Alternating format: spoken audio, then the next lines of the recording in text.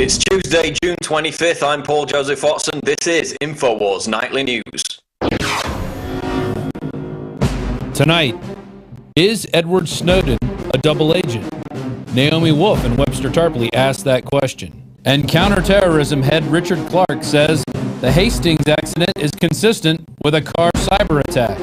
And we show you a blast from the past. Alex Jones confronts the DMV on biometrics and blood draws all the way back in the 1990s. All this and more on tonight's Infowars Nightly News.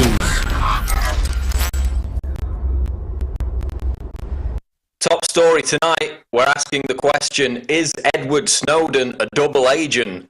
Because several prominent voices on the left are speculating that the truth behind the former CIA analyst and NSA whistleblower Edward Snowden could be more convoluted.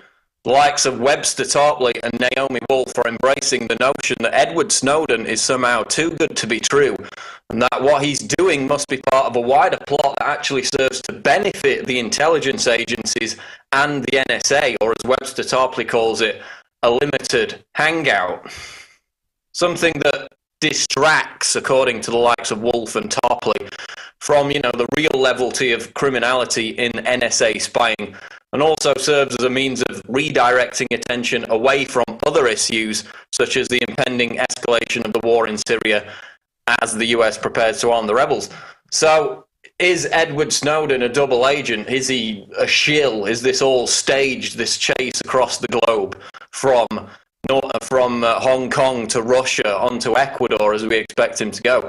Well, Naomi Wolf's central point that she makes in her article, "My creeping concern that the NSA leaker Edward Snowden is not who he purports to be," is, quote, "Some of Snowden's emphases seem to serve an intelligence police state objective rather than to challenge them."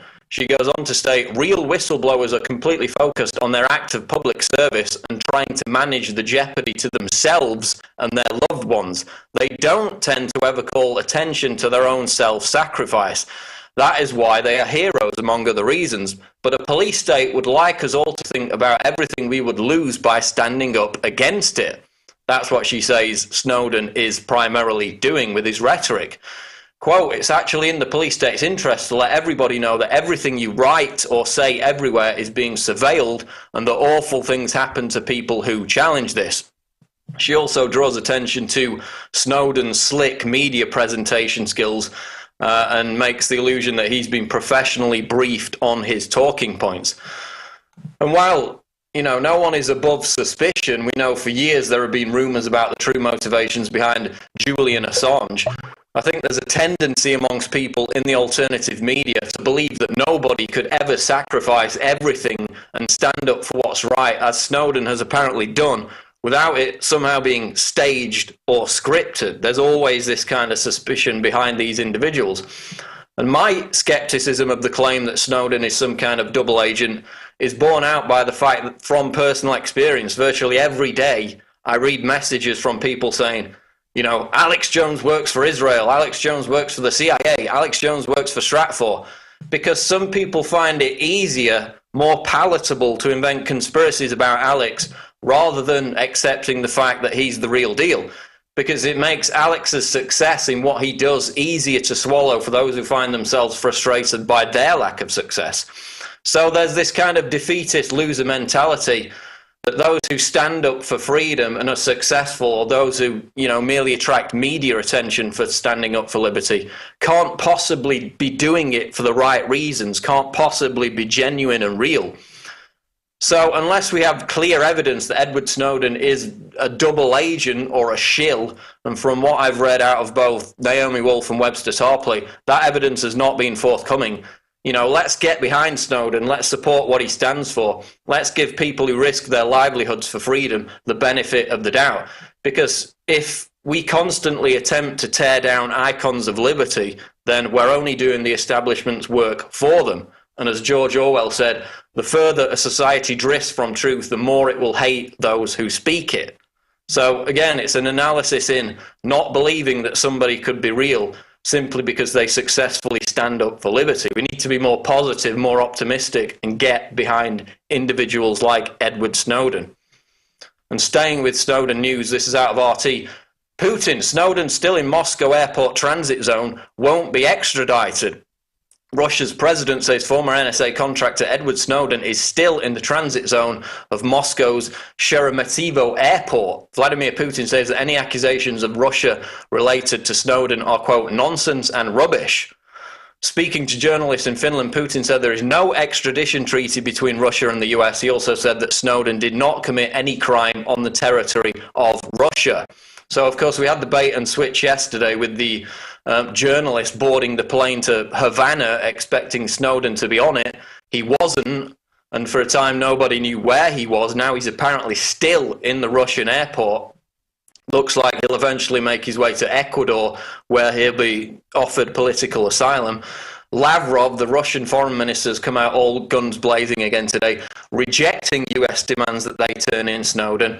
But the ace in the hole, as far as the United States is concerned, and this is something that Mike Adams discussed in his article yesterday out of Natural News, is the fact that wherever Snowden ends up, don't expect Washington to have any respect for the rule of law in their efforts to throw him in a dungeon like they did with Bradley Manning.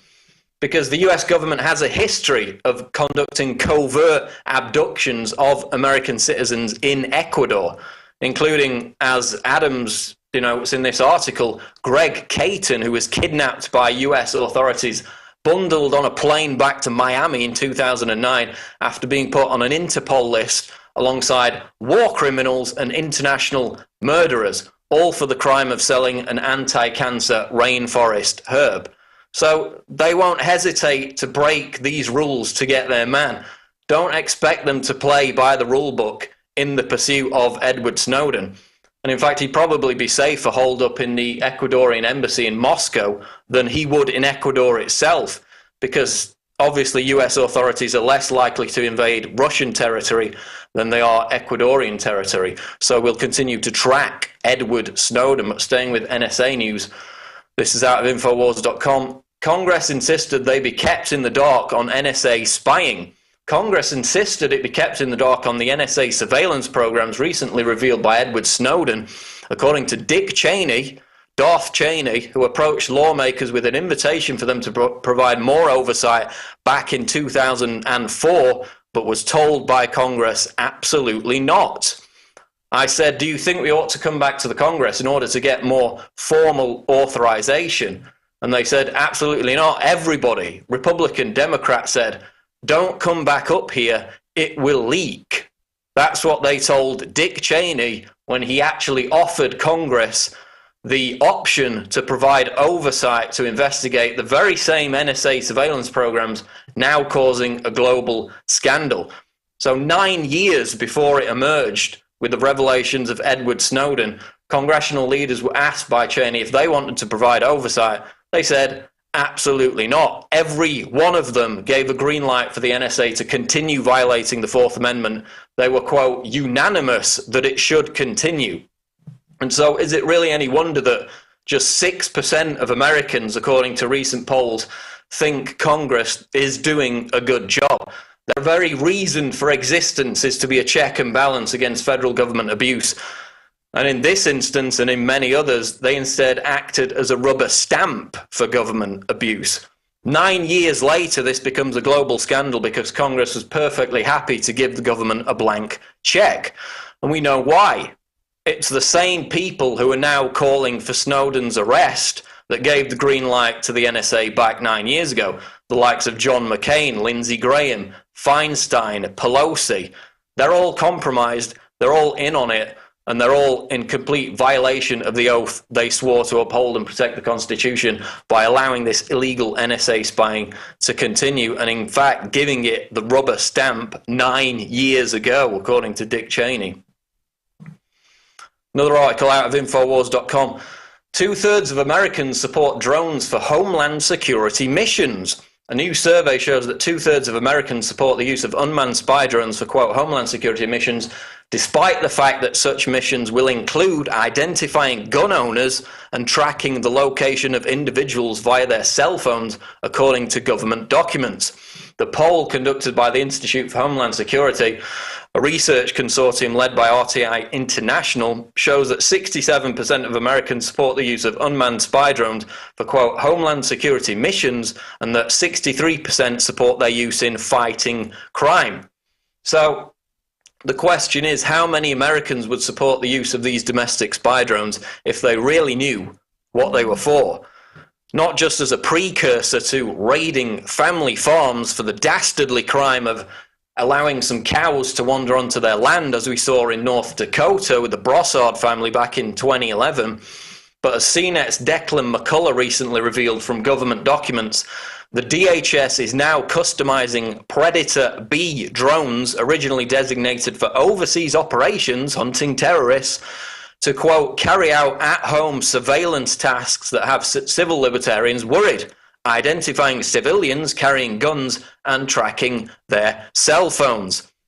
Homeland Security's specifications for its drones shall be, this is a quote, capable of identifying a standing human being at night as likely armed or not, meaning carrying a shotgun or rifle. And they also talk about intercepting the phone signals to get your precise location. So we've seen in other polls that a significant majority of Americans oppose using spy drones to issue speeding tickets, for example. And again, it just goes to show, if they really knew what these drones were being prepared for, identifying gun owners, tracking people via their cell phones, would 2/3 of the American people support it? Would police departments be getting millions of dollars in grants from the DHS to buy these spy drones? Again, we find that a lack of education on this issue is key in the feds being able to mislead Americans on the true agenda behind the rollout of domestic spy drones. As the FAA announced last year, 30,000 in US skies by 2020. And that will include, of course, insect-sized drones as well as the huge Predator B-style drones. Mike Adams out of Natural News reports, transhumanism debunked, why drinking the Kurzweil Kool-Aid will only make you dead, not immortal. And I talked about this last week on the Alex Jones Show. There's been a deluge of new interest in the predictions of futurist Ray Kurzweil in the aftermath of the Global Futures 2045 conference in New York last weekend, at which he spoke. Of course, we saw the big Drudge Banner headline last week about humans being able to upload their brains to computers by 2045. That's one of Kurzweil's predictions. But as I have emphasized, if you actually read Kurzweil's 1999 book, The Age of Spiritual Machines, and bear in mind that this guy is a respected futurist because almost every one of the predictions he made back in 99 came true over the next 10 years. He predicted the likes of Google Glass, the Kindle, the iPad, the iPhone, on-demand services like Netflix. Basically, every technological development occurred over the past 10, 15 years. Kurzweil predicted it, so that's why people are still listening to him. But there's a side to his brand of transhumanism that you're not being told, and that is that the technology that will allow people like Kurzweil to upload their brains to computers by 2045, dispense with their physical bodies, and basically become a kind of virtual reality avatar in a Matrix-style artificially generated reality. That will all be the sole domain of the elite. It's not going to be available to the masses because their plans for the rest of us, and this is what Kurzweil basically outlines in his own book. He won't say it publicly, but if you read his book, it's in there. What we've got to look forward to in their vision of the future is not very tasteful for us, because in his book, Kurzweil actually quotes Ted Kaczynski and gives his prediction credence that within decades, humans, the general public, not the elite, who will get all the life extension technology, but the rest of us will become superfluous and will either be sterilized out of existence or simply slaughtered en masse. That's what the elite have in store for us as they go through their transhumanist revolution. So in this article, Mike Adams succinctly outlines why the notion, as the elite are pursuing it, of uploading your mind to a computer does not represent immortality. It merely represents creating a copy of your own brain. Your body will still die. Your soul will not be able to live on inside a computer.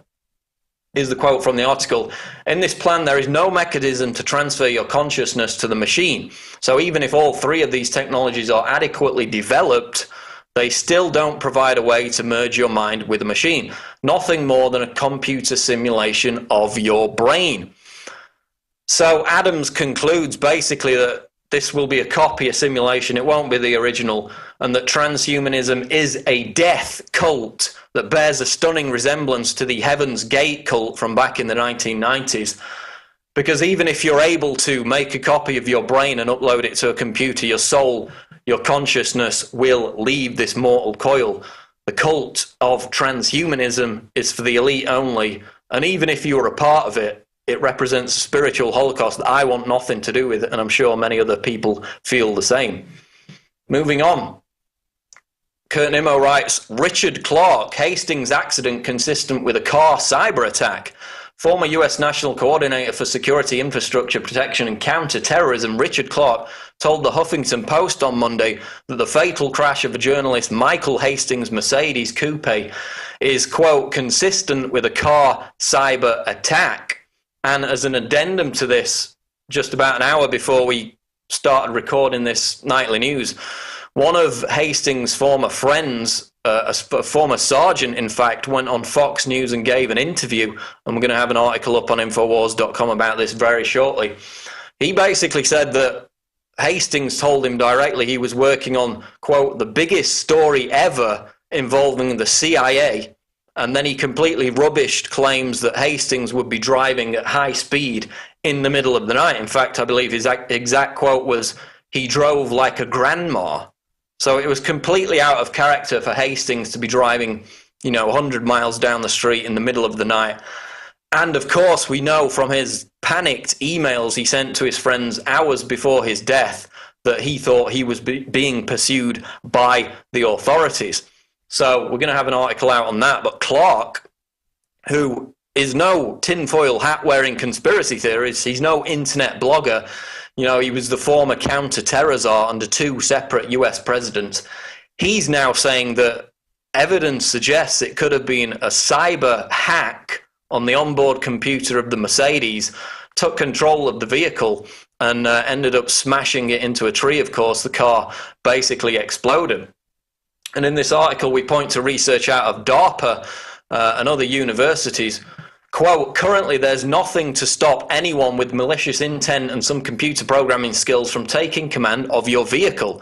After gaining access, a hacker could control everything from which song plays on the radio to whether the brakes work, writes Keith Barry, citing research conducted by the Center for Automotive Embedded System Security, a partnership between the University of California, San Diego, and the University of Washington.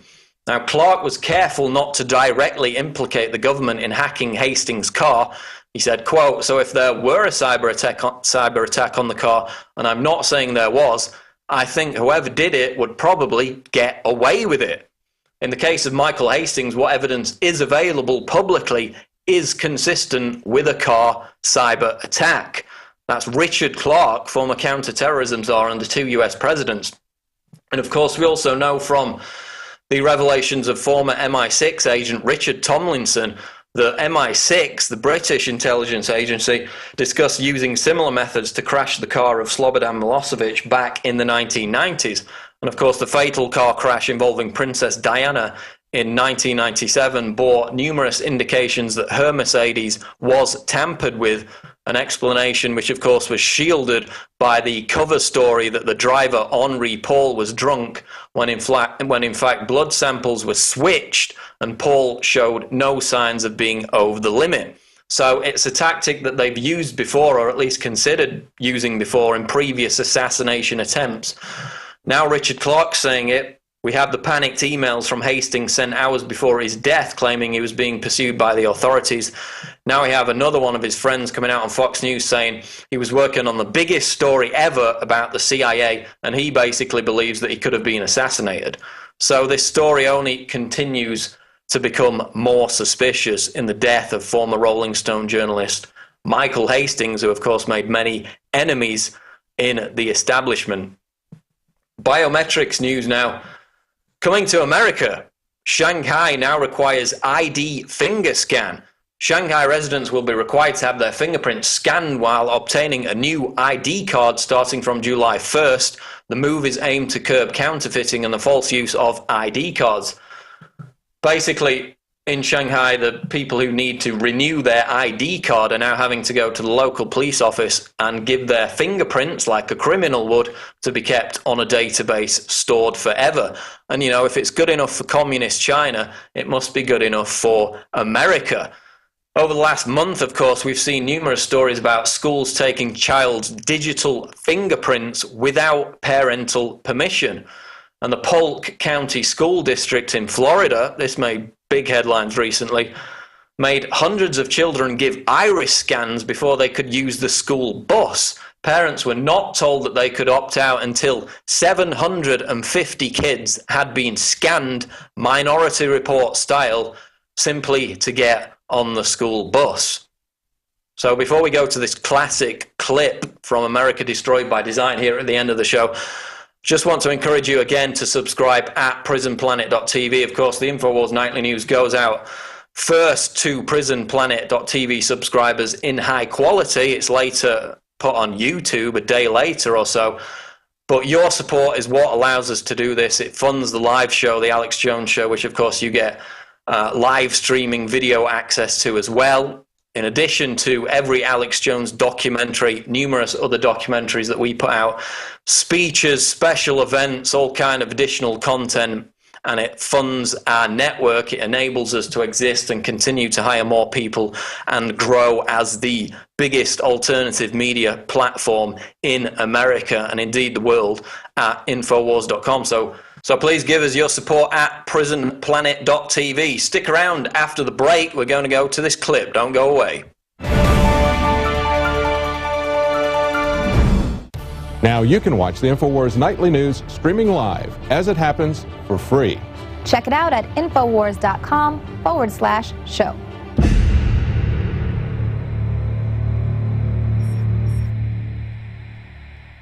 Johnny Appleseed was born during the Revolutionary War. He's not just a legend. And in more than 5 states, he introduced apples that had not even been grown in the colonies.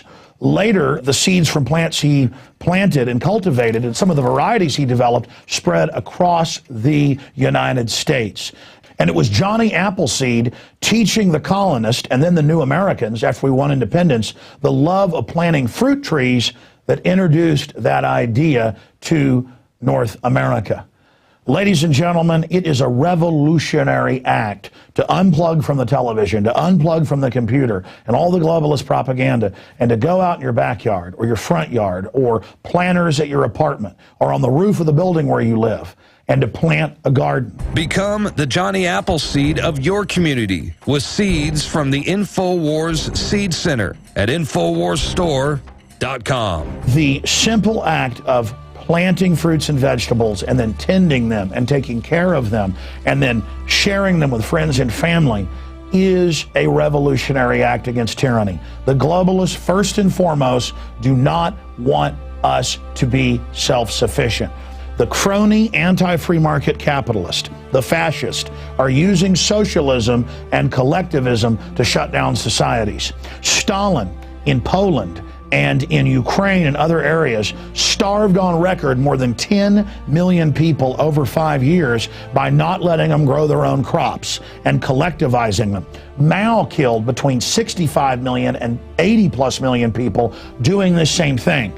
The UN says they will use food as a weapon. They use genetic evil to attack the earth, and major GMO companies have been caught going into growth belts around the world, even where GMO is illegal, and planting seeds everywhere to infect the genetics of the original crops. Almost all of the thousands of varieties of Mexican corn has been infected. They are in a genetic war against everyone. That's why we have to get these seeds and not just plant them on our own gardens and not just give them as gifts to friends and family to plant spring and summer and fall gardens. I'm calling on you to go out into the green belts, to go out into the areas and plant secret gardens.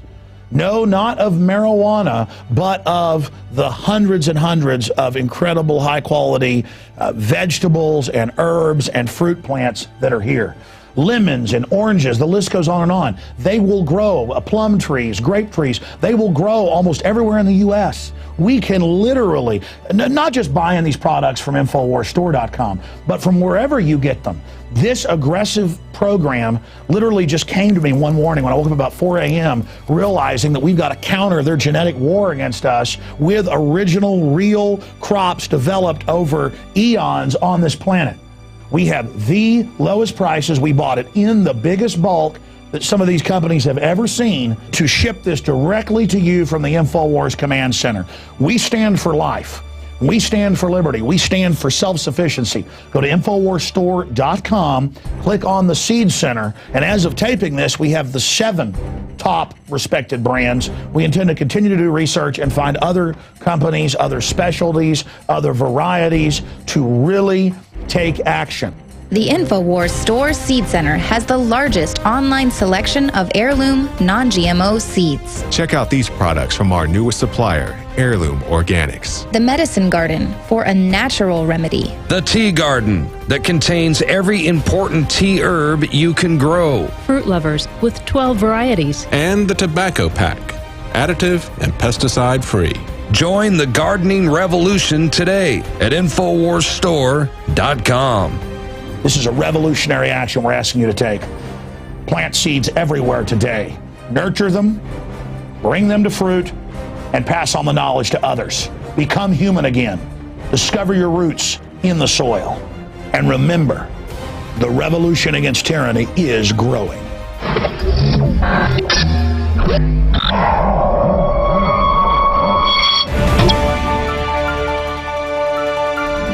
Staying on the theme of biometrics, we're going to do a flashback to this clip from Alex Jones' 1997 documentary, America Destroyed by Design, which is, I remember, was one of the first Alex Jones films that I ever saw. And of course, the classic video of Alex getting arrested for refusing to thumb scan at the DMV. So we're going to go to that clip now. Well, you've seen what's going on around the country and here in Austin, Texas, where this was produced. Now you're going to see me, Alex Jones, and about 100 other people go down to the Texas Department of Public Safety and protest thumb scanning, finger imaging for driver's license. Yes, everyone must get it. And according to the Federal Register, President Clinton would like to start random urine, blood, or other tissue sample testing at the driver's license facilities around the nation. Well, don't hear it from me. Hear it from newscast and our cameras that were there on the scene the fateful day that 100 Americans stood up to Big Brother. Well, getting a driver's license caused quite a stinker in Austin today. You know, in Texas, if you want one of these, well, you have to give your thumbprints. But KISJ Carter shows you why some folks today said they don't want anybody scanning their body parts. Go up, and if they come up and touch me in any way, I'm going to lay down peaceably and let the police state minions drag me away. Alex Jones wants to renew his driver's license. He also expects to be arrested. I'm going in there with my passport, my birth certificate, my driver's license, my W-2 form. But he won't give a thumbprint. Moments after this interview, troopers did arrest him. If you do not leave now, I will be forced to arrest you. Sir, I'm here to get a driver's license. I have never had a criminal record. And it's time to go. Jones says fingerprinting gives government too much control. And the next thing you know, they'll ask for urine and blood samples. Rebecca Yoakum walked through the crowd of protesters to renew her license. She didn't mind giving her thumbprint. I really don't see anything wrong with the thumbprinting, and it's kind of weird how everybody's protesting about it. But the protesters believe if they don't speak up now, the requirements to drive could get even more personal. With your eye on Austin, I'm Jay Carter. One guy. Alex Jones is now in an Austin jail, and he'll face a disorderly conduct charge. The DPS points out, by the way, that its database of thumbprints helped identify some of the victims of the tornado in Gerald last year, and they say this system helps and protects all of us. I'm sorry, sir, you're just flat wrong. This has nothing to do with public safety and everything to do with the international tracking grid that's being set up. All you have to do is watch Lockheed Martin Marietta commercials from the defense industry to Visa commercials. All down the line, they're pushing thumb scanning to buy and sell, and probably within 5 to 10 years, everybody's going to have to do this to buy and sell And this is all for the IRS to gather intelligence on us. The DPS even admits it. It goes to the federal government. It's all hooked into a national database, and you see the free market supposedly engaged in this. It's all part of a grid of control. And some of you will say, well, what do we have to hide? It's called an invasion of privacy, ladies and gentlemen. It's called innocent until proven guilty. It's called a government that has a terrible track record of abusing its citizens, and the IRS stealing from innocent people that have broken no laws being abused. I'm just so tired of this. Everything under the color of law. This is totally unconstitutional. Now let's get to the actual video of the actual protest. Blood testing, urine testing, things of that nature. So for those of us that are not in the know, and for those of us who really are not in this, as you are, could you kind of explain what's going on here? Sir, I have given you the executive order put in the Federal Register by Bill Clinton in 1997. He has announced it. He says that urine and blood testing that they plan to do nationwide is only for people 18 and under. It is for 25% of large state populations randomly selected, and they're thumb scanning us like criminals. Whatever happened to innocent until proven guilty? I heard that. Several forms of identification. I have 8 forms of identification, from my passport to my old driver's license to my W-2 form, my tax form, to my social security number, to my car insurance, and I also have another picture ID. And that had better be enough for them, ladies and gentlemen. This is really getting out of control. Whatever happened to innocent until proven guilty? Why are Americans laying around like sheep and allowing themselves to be treated like criminals? We're law-abiding citizens. At what point do you expect, or do you expect at all, for what you were talking about, the blood testing, the drug screening, is that really coming? Sir, I have given you the federal documents that are mandating the states to do that. Clinton in 92 mandated the thumb scanning. It has been adopted by many of the states. Texas since 93. He mandated it in late 1997 for 98 to be implemented. Now that's up to the states, and that's why we're drawing attention to this. Thumb scanning and no further. I'm against thumb scanning, but now they want this urine and blood testing. This is the slippery slope. And to those out there that say, what do I have to hide? I am innocent until proven guilty. I have no criminal record. Alex Jones has no criminal record, and we should not be treated like criminals. I don't want to ask what you have to hide, but what is it that makes you so passionate about this? Our government cannot be trusted. Even this month's, liberty. Even this month's Popular Mechanics talks about the government testing chemicals and biologicals on our people in the 1950s and 60s. The IRS, you've heard the hearings. There's CIA drug trafficking hearings going on right now in the Congress. This is on television. This government is controlled by a bunch of thugs, in my opinion, and I think a lot of bureaucrats are dupes to it. I just don't trust our government. And our founding fathers warned us not to hate our government, but to fear our government. I should not have to thumb scan and be in a computer. They also digitally capture your signature and your photograph. They could create any false identity they wanted to with your name and your social security number. And many government bureaucrats from the IRS to the EPA have been caught selling information. There are thousands of cases and convictions of this if people would just investigate it. This is an invasion of privacy. That's the most important thing. It's an invasion of privacy. There is no innocent until proven guilty in this country anymore, and Americans across the country have got to start standing up against Big Brother. And if they come up and touch me in any way, I'm going to lay down peaceably and let the police state minions drag me away. Okay? Let's get ready to go in here in about 5 minutes. God bless y'all for being here. People stand up. The New World Order, which is transnational, socialism for the rich, can only fail. We're going to defeat these people. We're going to turn their lives upside down on. This federal intrusion is out of control, and it is controlled by the transnational establishment. So it's time for everybody across America to start standing up, because we got people power.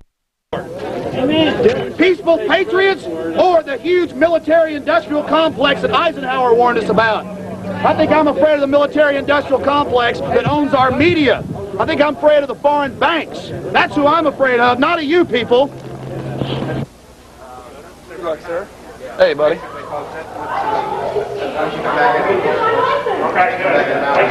Hey, Jim. How you doing, Allinger?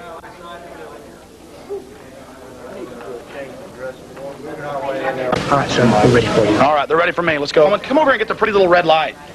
Come on. Isn't that pretty? And they'll put a nice little clinic in here in the next few years for urine and blood testing like Clinton wants. What do I have to hide? I'm a criminal. There we have it. Nice little pretty red light. Get that, Mike. There we have it. Your photograph, they capture your signature, they capture your thumbprint, and now Clinton wants urine and blood, and I've given that to the media, the actual federal register that he wants the states to implement. And I guess it tells them how to put clinics in, and it tells them how to urine and blood test law-abiding citizens not under 18 like the media says. Hi. How you doing? I am here with 8 forms of identification. I have my passport. Here's that, my name, and the form you asked me to fill out. I have no criminal record. My name is Alexander Emmerich Jones. Here is my passport. Here is my insurance. Here is another form of ID. Here is my old driver's license. Here is my birth certificate. And here is my W-2 form. And here is 2 more insurance cards, old ones, just so you can double check. It's a health club card. Plenty of ID. Okay. Good to go. We're going to get you duplicate right now. Need for you to answer these first 3 questions. Take a look at these questions there and go over them things. So I don't have to thumb scan? Well, we're going to get to that. You are eventually going to have to. Yes, sir. But not now. Not at this point, but you will before we're done with the process. Why? Because it's required. It's required by Bill Clinton in 1992, and it was instituted here in Texas in 1993. I know the code, sir. Are you going to institute his urine and blood testing when he commands you? Are you going to stick a needle in my arm when I have no criminal record? The only questions I'm going to answer right now are concerning driver's license issuance. You just follow orders, don't you? So you're saying you're going to deny me the constitutional right to travel if I do not submit to this digital thumb scanning? What I will tell you, today you will not receive a duplicate driver's license if you do not submit to a thumbprint. Okay, look, I feel like I'm being raped here. Well, I would sit down with you for hours and try to do what I could to help you. Then just give me my license without digitally thumb scanning. I am not going to violate DPS policy. Is there a religious exception? For your exception. Is there a religious exception? No. No, sir, there's not. Everyone must take the mark. A digitally enhanced mark. I'm not talking about mark. A digital tattoo. I know. Your ID, you are good to go. Yeah, well, if I'm good to go, why do you need my thumbprint? Because it's part of the procedure of issuing. It's part of Bill Clinton's law, isn't it? It's an executive order. It's a decree by Bill Clinton. NCIC. Yeah, and if I drive without a license, what's the penalties for driving without a license? You know, I don't even want to go there. That's right. You know why? I'm asking you. It doesn't pertain to it. You're an officer. I'm asking you the law. I would be glad to sit down with So you're saying I'll be committing a crime by driving if I don't take your mark? I would be glad to do anything I can to help you, sir. Well, see, you're saying... I'm not against you, and I understand. Officer Ard, you're sitting here, Sergeant, and telling me that you're all friendly and you're all nice. But I'll be pulled over and given tickets. If I don't pay those, I will go to jail because of my morals and my beliefs. I will not take this. And I'm here to tell you, I already took this in '93, and many people will say, well, you've already taken it. What's your problem with it? Because now I figured out what this is, and I'm opposing all those others that are being herded in here like cattle to be thumb scanned like criminals. Mr. Jones? Yes. We don't even need to start there. If I know that you're not going to submit to a thumbprint, why waste your time? See, right up front, they will drop, and people are being turned away all day here. So you're saying I pay my taxes, I'm raped by the IRS, which is criminal. You know, it's well known. And you heard the key word submit. Submit. He just said I must submit. There's a lady down the counter. I'm telling you, I've never been to jail. I don't know. What do you want me to do for you? I want you to give me my driver's license. I want my driver's license. I am not a criminal. I may become one today, but that's fine. You're saying you won't take me to jail at 5 if I'm still here. No, we're not going to take you to jail. Oh, yeah. This is against the grain of the Constitution. Look, if I don't take the mark, my right to travel is taken. You're taking my rights and telling me that it's no big deal? And now you want a urine and blood test. Bring me the document. Who has the urine and blood testing document? I need it. I'm going to pass these out to people. Ladies and gentlemen, the Federal Register, Bill Clinton, urine and blood testing plan for you. Tell your friends about it. We have got to stand against this. The states are preparing to implement this plan. This is not a joke. This is not the entire document. It gets worse. Ladies and gentlemen, it's a joke to them. Only Coach Penders matters. Only diversions like Rome, the gladiators.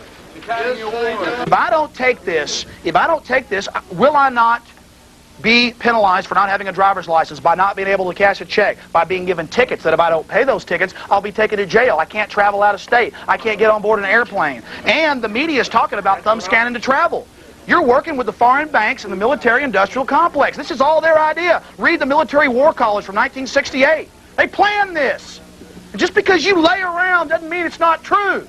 This is not a publicity stunt. I was a lot happier years ago before I got into all this garbage. I'm sick of sheep laying down. I wish you'd get up and do something. Makes me want to vomit. Our forefathers went to World War II and World War I and fought in the Civil War to end slavery, and it means nothing to y'all. We're a bunch of yellow-bellied weaklings. I am sick of it. I'm sick of people laying down like a bunch of jellyfish and rationalizing what's going on. People ought to be ashamed of themselves. My brother's a cop. Gold star in the arm and be quiet. Yes, exactly. Now look very carefully at Mike Cox. He is head public information officer for all of Texas for the DPS. They weren't going to arrest me, but about 15 minutes into the protest, he showed up and things changed dramatically. He walked up, stared at me, turned, walked back to the back. They had a little meeting together, and then they came and arrested me. If you do not leave now, I will be forced to arrest you. Sir, I'm here to get a driver's license. I have never had a criminal record. It's time to go. Here I go. Get my stuff for me. 45 patients.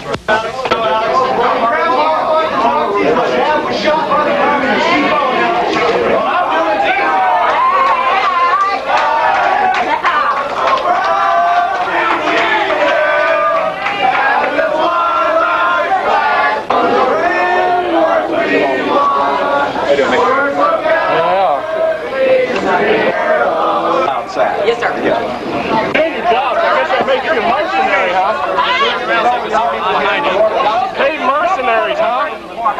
Got the black gloves on. Yeah, he's got his black gloves on. I guess that makes him tough. I guess that makes him look like a real well-paid mercenary there. Well, you have to do a show tonight. Hey! Yeah, they're pushing everybody. They're pushing us. He's getting ridiculous here. All my tax dollars pay for this building. Yeah, he's got a couple of tags.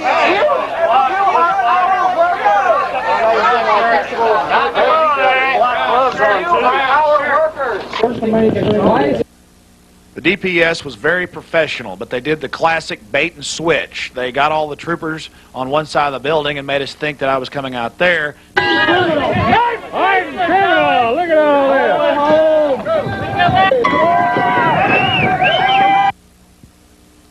I hope we've painted you a picture of what's really happening here in the nation. I got out of jail that night with a Class C misdemeanor, and I'm taking it to court, and I'm sure I'll defeat it with a jury trial. It was a small price to pay, though, to bring light upon the biometric technologies. Well, you've seen it all during this 2-hour documentary.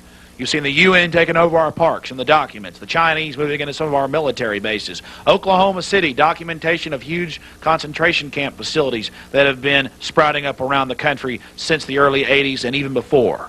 This is America under siege. I'm not about to tell you what you can do to stop it. You've got to think for yourselves out there. You've got to get motivated and stop reacting and start acting. I'm Alex Jones. Thank you for watching. Now get out there and get motivated. America is under siege.